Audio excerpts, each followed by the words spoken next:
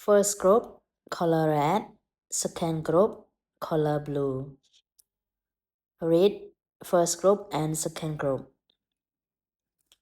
A, ear, ế, ý, ấy, ý, ớ, ứ, ớ, ứ, ố, ú, ố, ú, úa, úa, à, ớ, ứa, ứa, ía, ía, ế, ế, ái, é, ấy, ấy, áo, ố, áo, ứ,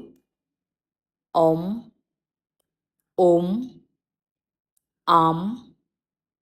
ống, ấm, oám, á, é, ó, ú, ẹ, ế, ó, úa, ý. Read only first group.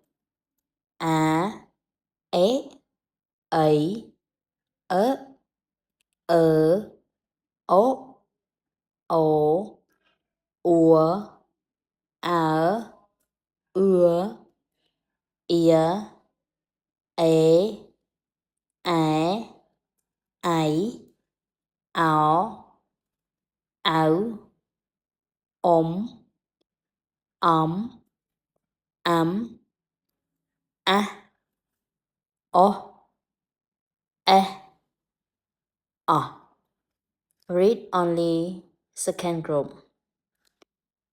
Ear, ý, ý, ứ, ứ, ú, ú, úa, ớ, ứa, ía, ế, á, ấy, ố, ấu, ống,